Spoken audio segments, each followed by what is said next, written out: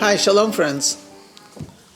What would you say to the professor or about a professor who rejects a PhD thesis of maybe 60,000 words based on the idea that Mississippi was missing one letter I?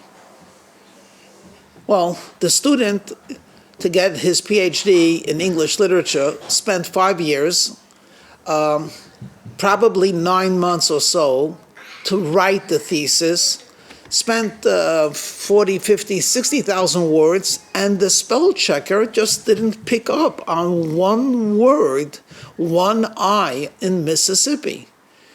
And the professor says, I won't even read it. I mean, what would you think about such a person?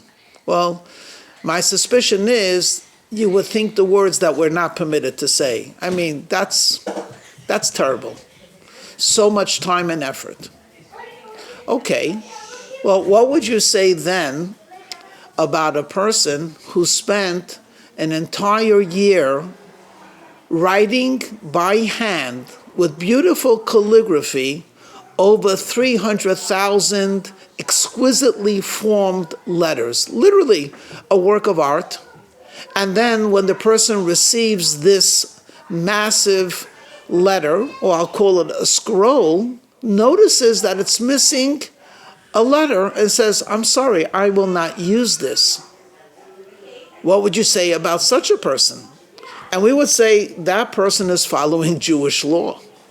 Yes, I am referring to a Sefer Torah, the 5 books of Moses written on a scroll, so more correctly, the 5 books of Moses, which is printed in the authentic Testament, is actually word for word taken from the scroll of law. And over 300,000 letters are written by hand. And in Jewish law, in the majority of cases, if there's something missing in a word, even if it's a letter, we actually do not use that Torah until it's rectified. So I ask you, when it comes to the extra I in Mississippi, we say to the professor, come on, get a life. What's wrong with you? It's a beautiful work of literature and of scholarship. And yet when we get to a Torah, which took this scribe literally between 9 and 12 months, and who knows how much effort he put into it, and it's a beautiful script. Missing one letter, you can't use it. What is the difference? Well, upon one moment's reflection, the difference is obvious. One is the word of man, and one is the word of God. The word of man is limited, and as long as the understanding of the word is conveyed clearly, the fact that it's misspelled doesn't really create too much of a dissidence. But the word of God, God is infinite, his word is infinite, every letter of his word is infinite. Missing such a letter means missing the entire purpose of creation.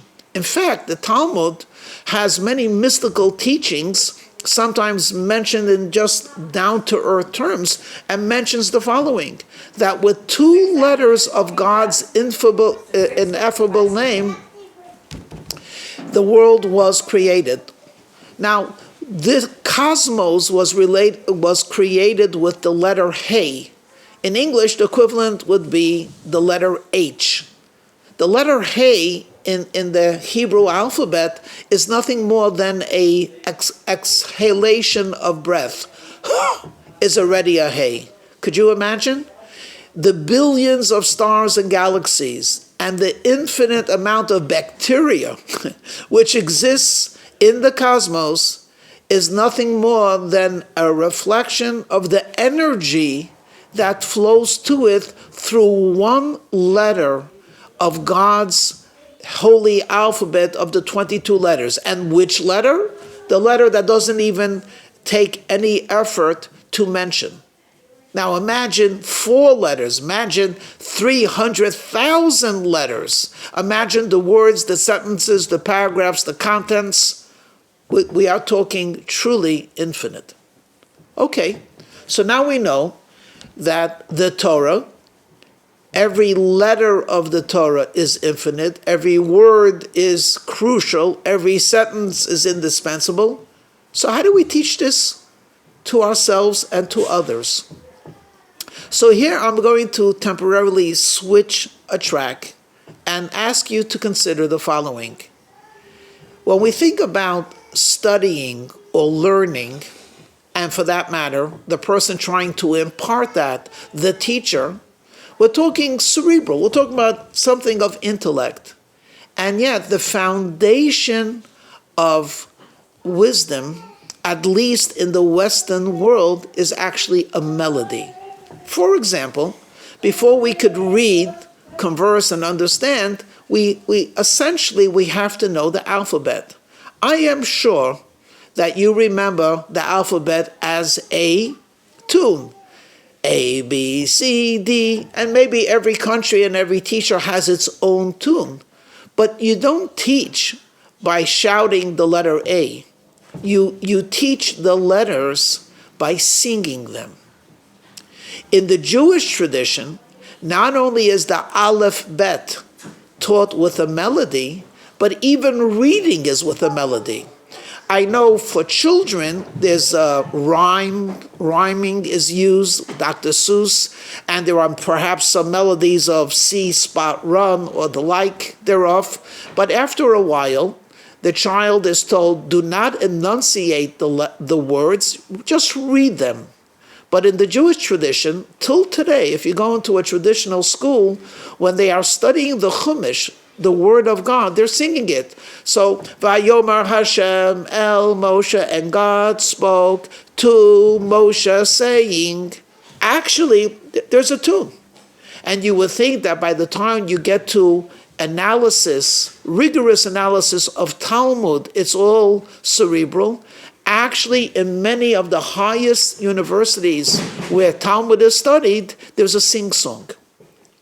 Melody, song, and perhaps joy is crucial in conveying information.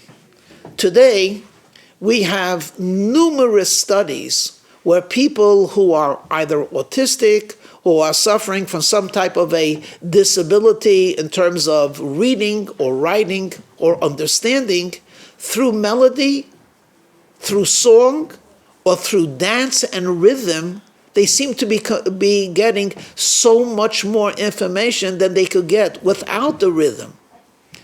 I myself have often thought about that traditional people, when they pray, they sway. To me, it's the soul that is dancing. So saying the words is one thing, but dancing to the words, singing the words, it's completely different. So now let me bring this down one step further. Look at, for example, the Shabbat. A meaningful Shabbat in a traditional home is filled with melody. Before we begin the meal, we sing a song, Shalom Aleichem. We sing the Kiddush. During the meal, there are melodies. In the synagogue, there are songs that are communally sung. Even the Torah is chanted in a melody. I say this with tongue in cheek. Maybe if the rabbi's sermon would have a melody, people would listen to it. You see, my friends, when there's a song, when there's a melody, when there's a rhythm, when there's a joy, when there's an enthusiasm, the most complex issues and thoughts can be conveyed. So, where does this lead us? Many people are thinking about continuity. How do we pass on and continue the Jewish heritage, the Jewish culture, and most importantly, the Jewish traditions? The answer is, do it with a melody. You're going to shul, sing a song. You're going to do a mitzvah, sing a song. You're going to put up a mezuzah, do it with joy. Even say the blessing, perhaps, with joy.